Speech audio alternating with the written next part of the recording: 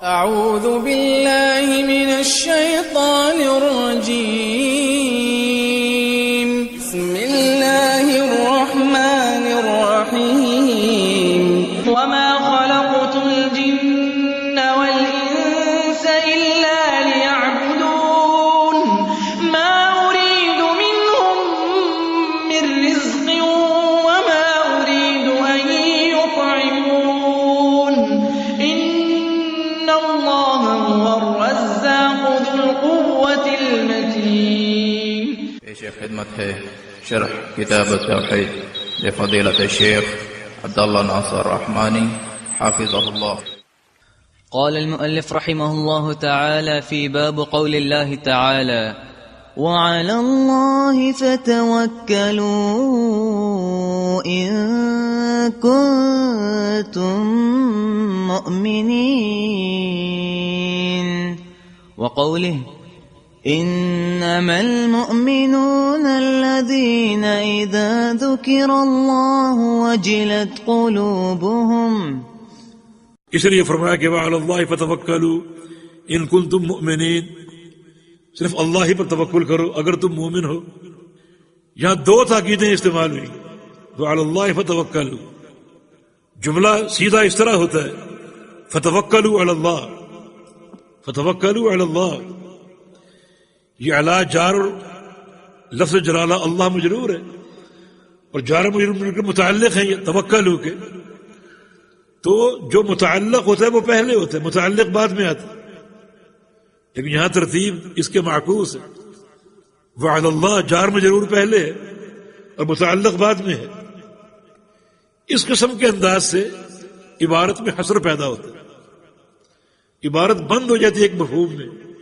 اس کا معنی اب یہ کریں گے اللہ ہی پر توکل کرو، جیسے سورہ فاتحہ میں ایاک نعبد. اصل ترتیب یوں ہے نعبد ایاک، نعبد کا پہلے فعل پھر فاعل پھر مفعول.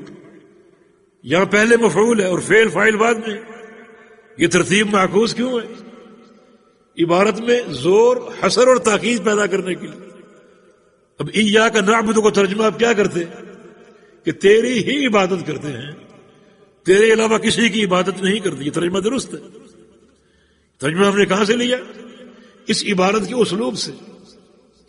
عبارت میں مفعول مقدم ہے اور فعل فاعل اس کے بعد آ رہے ہیں. حالانکہ جو سیدھی عبارت ہے اس میں پہلے فعل ہے پھر فاعل ہے پھر مفعول ہے. یہاں پہلے مفعول ہے پھر فعل فاعل ہے. تو اس انداز سے عبارت میں ایک حصر پیدا ہوتا ہے کہ تیری ہی عبادت کرتے. ہی کہاں سے آیا؟ اسی اسلوب حصر سے. اور تیرے علاوہ کسی کی عبادت نہیں کرتے. اور ایاک نستعین، تجھ ہی سے استعانت کرتے، تیرے علاوہ کسی سے استعانت نہیں کرتے. یہ انداز حصر ایک قسم کی تاکید ہے. اللہ ہی پر توکل کرو، اللہ تعالیٰ کے علاوہ کسی پر توکل نہ کرو.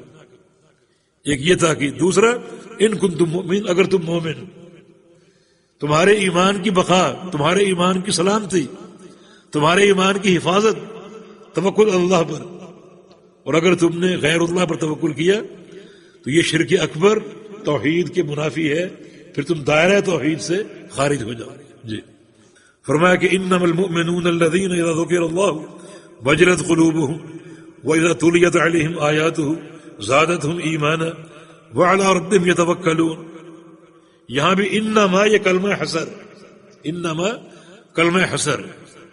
اس کلمے سے بھی عبارت میں حصر اور تاکید پیدا ہوتی ہے کہ مومن تو صرف وہ ہیں، مومن تو صرف وہ ہیں اذا ذکر اللہ، جب اللہ کا ذکر کیا جائے ان کے سامنے، وجلت قلوبہم، ان کے دل نرم ہو جاتے ہیں، رونگٹے کھڑے ہو جاتے ہیں.